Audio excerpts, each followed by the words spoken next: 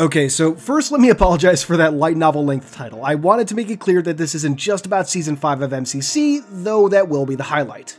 But second, welcome back Canonites for an exciting video here on Halo Canon.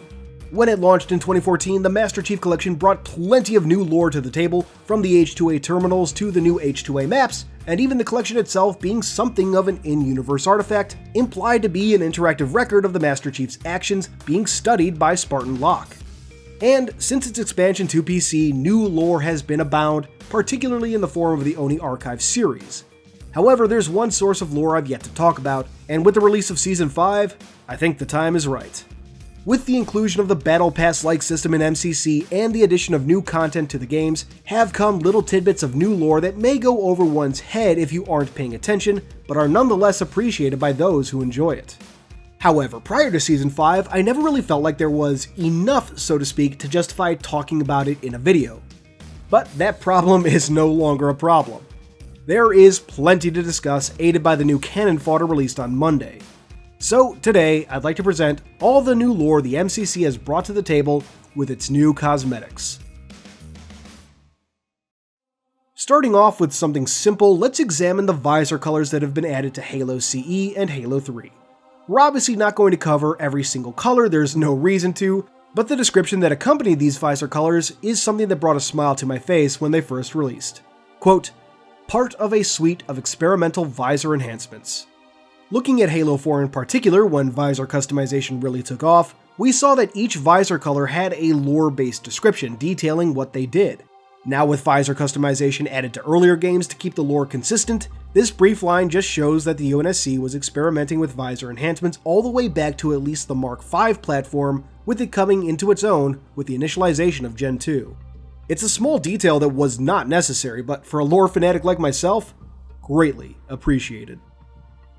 Next, let's look at the weapon skins that 343 has added, specifically the ones with lore to them, which is almost entirely exclusive to the Covenant side of things. These are often short and sweet, but fun nonetheless. For Halo CE, each Covenant weapon received 4 skins. Schism, for those who seek redemption. A green skin representing the elite separatists that banded together after the Great Schism. Brutal, a Jurul Hanai's best friend, of course referencing the Brute Plasma Rifle. Zealot, glory in an honorable death, not much to say there. And probably the most interesting, Ultra, the Evocati don't mess around. The cool part about this is the use of Evocati, the plural of Evocatus, a term for the elite Ultras that previously had only appeared in the extended lore from Halo Ground Command. 343 would go on to bring skins to Halo 3, many the same as those in CE, but also a couple unique options that I just have to mention. Starting things off is the Keeper skin for the Plasma Rifle. Still searching for true freedom. This is of course a reference to the Keepers of the One Freedom, a brute-led post-war Covenant faction that still believes in the Great Journey and allows humans into their ranks. It's a fascinating group that has taken part in some great stories, and I love seeing them get some in-game acknowledgement, even if it's only with a weapon skin. You can bet I'll be rocking that blue and yellow as soon as I get it. And after that we have the Splendor skin for the Covey Carbine, maintaining the Writ of Union. There's not a lot to dive into there, but I enjoy the color scheme and the mention of the Writ of Union, the founding document of the Covenant. I'd love if we could get the full text of that someday. I do wonder if this is supposed to be something of a rebuke to the Schism skin, a skin for Covenant loyalists or something. Who knows? Now for the real reason we're here, the new armor sets. And we'll start with those that have been added to Halo 3, the ones ported over from Halo Online. Years ago, I had planned to make a big video diving into all the lore of Halo Online, but after the game was cancelled, that video was shelved. I would eventually dive into the lore surrounding some of the armors, though I made it very clear at the time that what I was discussing was no longer canon, or at least I hope I made that clear. Since the cancellation of Halo Online, the lore of Anvil Station and the Anvil Initiative have been in something of a canon limbo. They were still canon, there were non-Halo Online sources that had mentioned them, so they were still around, but the specifics remained unknown, and anything beyond the names was basically out the window. But now, with Halo Online armors ported over to Halo 3 and MCC, Anvil lives once again. From the new Canon Fodder article, we get our first taste of Anvil since Halo Online was cancelled. With the signing of the Treaty of 2552, the Human Covenant War would formally come to an end. While this wouldn't mean an end to conflict with the races of the former Covenant, many new factions arising to continue the Holy War or make their own claims on the galaxy, the UNSC would have an ally in the form of the Swords of Sanghelios. This alliance of Sangheli loyal to the Arbiter Thel 'Vadam would enter a classified partnership with the UNSC under the Anvil Initiative, the foundation of this partnership being a retrofitted orbital facility called Anvil Station.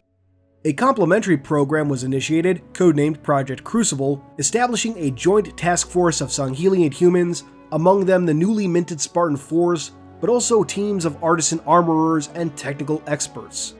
Project Crucible would see the development of many early Mjolnir Gen 2 armor sets, with Anvil Station serving as a central location to test Skunkworks technologies and clandestine prototypes. Thus, the armors we are about to see are, in-universe, works in progress, hence why many look so different from their final production model counterparts from Halo 4 and 5. Air Assault, a favorite of Spartans tasked with assisting Anvil Station security personnel. Air Assault is a classic at this point, and one of the few armors that I feel 343 actually improved on. The early model here is very similar to its final prototype counterpart, and like the final version, largely used by security personnel. Aviator, employed by interceptor squadrons assigned to Anvil Station. Aviator is another one that doesn't change much once it enters final production, though it, and many of the other armors that also feature in Halo 4 and 5, don't tend to have unique leg armor, and sometimes don't even have unique vibrances. Never mind that all the ones in Halo 3 have falds, or waist armor, that Gen 2 would ultimately integrate directly into the undersuit. Gen 2 was all about embracing new technologies and implementing enhanced production techniques, and that becomes quite evident when comparing final Gen 2 armors to these early models. Compass contains experimental multiband sensory receptors produced aboard Anvil Station by Swords of Sanghelios artisan armorers. So here's an interesting set on multiple levels. First, it contains experimental technology designed by Sangheli artisan armorers, which marks the first sort of inter-species cooperation on a Mjolnir platform that we've seen since Helios Grill was unveiled, at least I believe so. Second, it's our first so far that doesn't have a final production model, which ties into our third thing, its original description. In Halo Online, Compass-class Mjolnir, at the time called Oracle, was said to be a testbed for various technologies, more so than an actual fully realized armor set. And we can sort of see the echoes of that in the new Canon Compass armor, though less explicit, at least for now. I am curious why the name was changed from Oracle to Compass, though. Oracle is rather fitting, as the helmet looks like it was modeled after a Forerunner monitor. Compass works regardless, given that the armor hosts experimental sensory receptors, a sort of super advanced compass, but I think I prefer the old name given the design. Deadeye. Cross-training with Sangheli Rangers on Anvil Station will improve the suit's stealth capabilities. Here's another interesting one, since in Halo 4, Deadeye was just a standalone helmet. While it does have body armor in Halo 5, the pieces are just FOTUS, Deadeye having no unique parts other than its sick-ass helmet. I'm not a big fan of what you could call the prototype version here, but it definitely looks like a work in progress, and from a lore perspective, I can appreciate that. The final production model of Deadeye would incorporate emissions cloaking, heavy-duty waste recycling, and redundant rebreathers, making it ideal for stealth and favored by Spartan snipers. It was also said to have been tested in the ship graveyards above Tribute. That Rangers can sometimes double as snipers themselves and operate in vacuum, I can see why the UNSC would have Deadeye-clad Spartans train with Sangheli Rangers. Demo, a prototype Mjolnir suit tested at Anvil Station on behalf of unidentified third parties. I can't help but wonder if Demo might be a precursor of sorts to the recruit armor that would ultimately become the default for Spartan 4s. The helmet at least seems to evoke that recruit look, but maybe that's just me. The armor as a whole I can't really find anything on from the Halo Online days, but it seems to have filled the role that recruit would ultimately take on in Halo 4, a default armor that people start with, a demo, as it were. I am curious who these third parties could be though. Oni is the obvious choice here, but maybe someone else? The final recruit armor is produced by both the Materials Group and Hannibal Weapons Systems, the latter who would go on to create several custom variants of established vehicles, as seen in Halo 5. Hivemind. Anvil Station is the ideal equipment testing environment for Spartans tasked with eliminating localized flood infestations. Okay, no beating around the bush here. Like it or not, this is what peak Mjolnir looks like. But in all seriousness, this has to be the weirdest looking Mjolnir armor since Seeker. Lore-wise though, it's pretty sick. The Hive Mind Mjolnir armor is intended for Spartans who have to clear local flood infestations, and the helmet speaks to this fairly clearly, I think. The helmet looks almost entirely sealed, with only 3 areas of potential vulnerability on the helmet, and given their position, I doubt that these 3 eyes are visor holes or something, but rather protective glass covering cameras. Leave nothing to chance when it comes to the flood. I also can't help but draw connections to the Gen 2 Hazop design, at least for the helmet. The position of the 3 eyes remind me of Hazop's visor. Canonically, I wonder if the Hive Mind armor had any connection to Hazop, or if Hive Mind was scrapped, being considered redundant due to the existence of Hazop. Navigator. Specific technologies being worked on for Mark 7 have found their way into Anvil prototypes for focused evaluation. As cool as this description is, there's not a whole lot to say here. I don't see any obvious visual connection to Mark 7, and the name doesn't really evoke anything. I will say that the visor looks like it's halfway between a standard Mjolnir visor and something like EVA, giving a potentially wide field of view without making too much of a weak spot, and that seems like it might be good for a pilot or navigator. Pioneer. Acheron Security hopes that Anvil testing will prove out improvements made after the suit's use on Installation 03. With Pioneer, we have a return to armors that did eventually see final production, though this has some notable changes between this and the final version in Halo 4. The helmet is similar enough, but the rest of the armor is almost completely different. Pioneer-class Mjolnir was used during the first expeditions onto Installation 03, and with this armor we see an early set of refinements based on those first missions. More would come, it seems, as the armor was further tested and fielded. Soldier. Anvil Station testing has proven this is one of the Mjolnir platform's most versatile variants. Soldier is another familiar name, the armor most famously worn by Spartan Paul DeMarco, and the one that most strongly resembles its final production run, second only to the Air Assault armor. And interestingly, while Soldier armor in Halo 4 lacks its own vambrances, cuisses, and greaves, the Halo 5 version has leg armor that's basically one-to-one with what we see in the version added to Halo 3, extra pouches and all. Suture. Spartan Combat Medics and Specialized Mjolnir are a new experiment series approved for Anvil testing. Suture, it seems, is meant to be the introduction of more specialized Mjolnir variants, and perhaps would ultimately lead to specializations like we see in Halo 4. Tanker. Even the Sangheili aboard Anvil Station are impressed with the resilience of this human harness. Not much to comment on here really. The helmet looks kind of similar to the Gen 2 Rogue armor in a way, but that's about it. Warrior.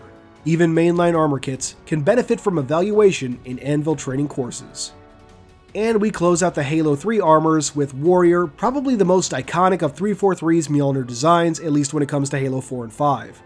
Here in Halo 3, we see that while the body is largely identical to its Halo 4 incarnation, the helmet is very much a work in progress, the final version adding more armor to the sides and a more narrow visor. Now, before we move on, let's take a brief look at the tech suit options. There's not a lot to really dive into, but I appreciate that we finally get to see a fully modeled Gen 1 tech suit, plus other options for those who enjoy them. It also seems to heavily hint that Gen 2 can canonically come in solid black or with, as the description says, added chromatic customization options. And with that, we close out by taking a look at the entirely new armors being added to Halo Reach. First up is the Achis helmet.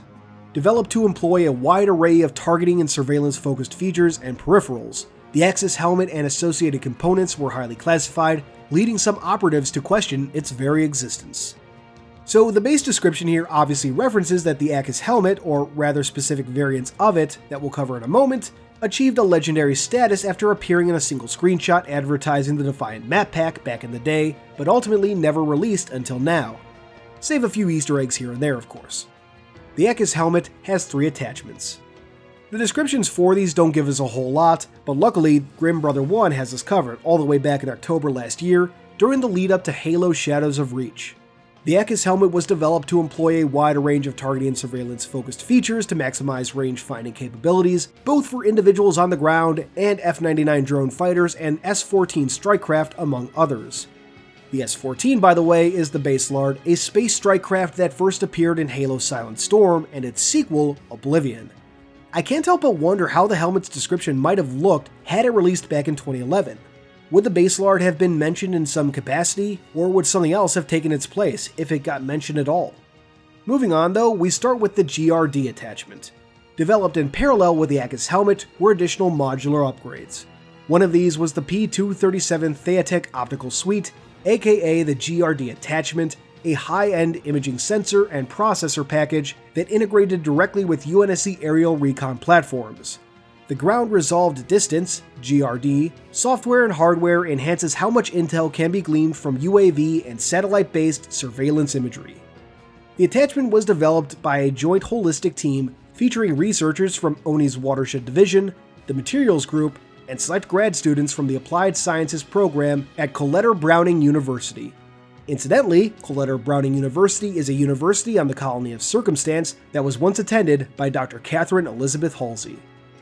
The CBRN attachment, an abbreviation of Chemical, Biological, Radiological, and Nuclear Filtration, does what the name says, fully compatible and HAZOP compliant for surveillance missions in hazardous zones.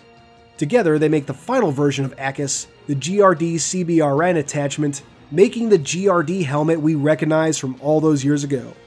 I won't lie, it's great to see this helmet fully realized. But now we move on to the less well known of the two new helmets, the Mariner. A protracted evaluation process refined Mariner's necessary improvements for all space combat operations. The standard Mariner suite is optimized for Sabre, Baselard, and Nando flight systems. Now, of course, the protracted evaluation process is referencing how this and the ACUS helmet were intended for release years ago, only having recently been brought to life. And, like the ACUS helmet before it, the description includes some fun references to Silent Storm and Oblivion, mentioning that this helmet, in addition to being optimized for Sabre systems, is compatible with the S-14 Baselard and the Nandau fighter. Again, I can't help but wonder how this description might have read back in 2014. The Mariner helmet only features one actual attachment, but has 3 versions that can be unlocked. We'll start with the Optrix attachment, an enhanced optical suite for detecting polyband thermal and chemical signatures. In other words, it excels at detecting the telltale signs of enemy aircraft. The other 2 unlocks for this helmet are less attachments and more variations. First is the Defiant variant, referencing the Defiant map pack this was originally intended to release with, which adds a cracked visor to the helmet. Along with just looking cool, it speaks to the resilience of the helmet. Finally, we have the Mr. Chief variant. This about as non-canon as the Pilot's Haunted variant, but appreciated nonetheless. In the most recent canon fodder, Grimm makes a comparison to the World War II Kilroy meme. I would love to think that Mr. Chief is just some random piece of graffiti that started showing up during the Human Covenant War. It truly is the absolute zenith of human endeavor and a perfect encapsulation of human talent. And with that, we come to the last of our truly new pieces, the EXO/TSCS chest piece, modified for exo-atmospheric engagements with an onboard tactical signals intelligence collection system. It's kind of funny how all these new pieces of armor for Reach have to do with aircraft and exo-atmospheric operations. Now, there are some other pieces of armor that have been added to Reach, but there's no real lore to discuss there. These pieces bring Kat's robotic arm to a wider variety of chest pieces, which is greatly appreciated, don't get me wrong, but as for lore, there's really not much to discuss. The descriptions are creative and hilarious as ever, though. But that wraps up the new lore for today. What do you think of these new additions? What's your favorite new item? And why is it the Keeper skin for the plasma rifle? Let me know in the comments below. I really hope 343 can keep doing stuff like this, especially with the skins. I know new armor isn't easy, but I hope that additional skins, particularly ones with these lore references, keep coming in, both in MCC and in future titles. It's a nice acknowledgement of the larger universe, even if all they can do is acknowledge. Thanks for watching, y'all. This has been Halo Canon, and I'll see you in February. Thanks for watching, everyone. I hope you enjoyed this video. If you did, please consider subscribing, and if you really love me, hit that notification bell and leave a thumbs up. These both really help out the channel. I wouldn't be where I am now without your views and support, so once again, thank you. Keep on being awesome, Canonites.